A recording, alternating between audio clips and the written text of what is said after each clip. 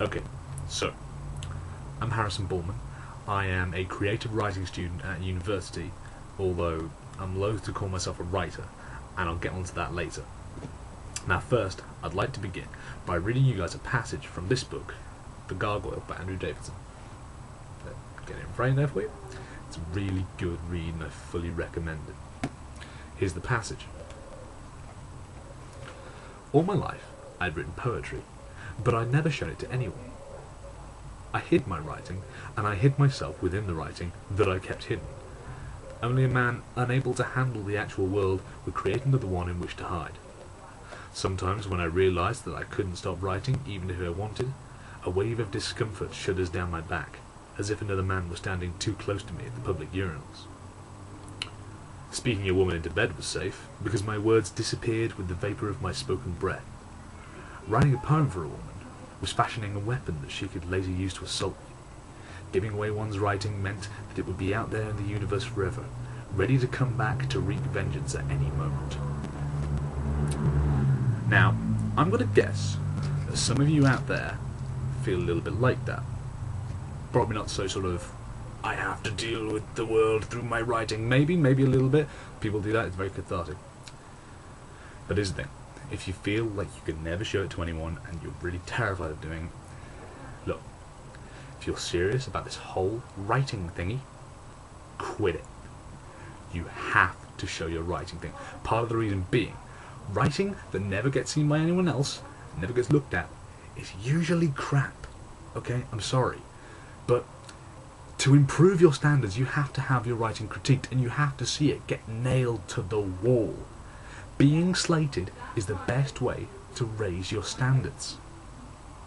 Now, this talk about standards brings me on to my next bit. I'm calling this video Attention All Writers because I want to talk to people who write. Now, a lot of you out there are going to maybe call yourself a writer, or people call you writers. And a lot of you aren't going to be writers. I'm sorry, but a lot of you aren't. Like I said, I don't like calling myself a writer because I'm not one. Being a writer takes a huge amount of work, and I haven't done that amount of work yet. It also takes several other things. A good thing to be is published. I'm certainly not published. I'm working on it, but I'm working on working up to the point where I can be published. Look, I'm going to read you another little passage, and this is from another amazing book, and if you're serious about writing, this is really good.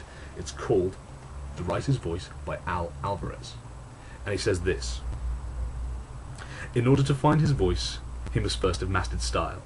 And in style, in this basic sense, is a discipline that you acquire by hard work. Writers work. Writers work so hard.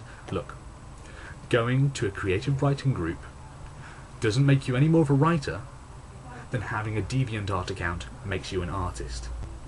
Okay, there's a guy who probably thinks he's a writer, and he wrote this sentence, which turned up in a magazine, a writing magazine. He wrote, "Flurries of punches rained down on my face like an army of golf balls." That man is not a writer.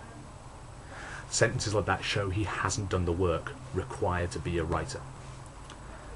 And I know I probably sound, and I probably am, a pretentious creative writing student who's going, oh, well, none of you amateurs are. Look, it is perfectly possible for someone to be a writer and to have never gone to any creative writing groups or to a course like I'm doing.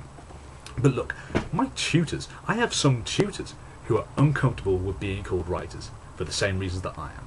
They don't feel they're finished. Some of them aren't published, but some of them just feel they haven't gone there. They haven't done the work. They haven't learnt the discipline. It's a craft, like any other. And it takes a huge amount of work to master it. You can't just do it with a couple of hours a week filling in a Word document. There seems to be, for some reason, a feeling about the arts quite a lot, because I feel the thing I said about DeviantArt, people do feel they're artists. It feels that people think that in an art, they can say, oh yeah, I do that. I've met many people in pubs who've said, oh, what do you do at university? I say creative writing. They go, oh yeah, I'm a writer. No, you're not. Okay, you've written things, and that's a great start to being a writer. That's the only way you can be a writer, is to write. But just little stuff like that guy's doing, like just little stuff I'm keeping to myself, is not true writing. It's not learning. in lots of other things, you don't get that sort. Science. Science magazines are peer-reviewed. Journals, these sort of things. In sciences, in all the sciences, everything that classes as science, you go, yeah, you're not a scientist. Or people will look at something and lambast it and go, no, that doesn't count. But in art, for some reason, there's this idea that, yeah, you do it, you are then part of it. No. Writing is work. It is. And you have to work hard at it to be a good writer. And I'm afraid to say, to all these wonderful people out there who, go and post art on DeviantArt or writing on DeviantArt or have fanfiction.net accounts and all these other things, you're not writers. I think really you need to show the real writers, the published novelists, the script writers for television and everything that you watch, all those amazing people who have worked so hard to get where they are, you've got to show them a bit of respect. Sorry.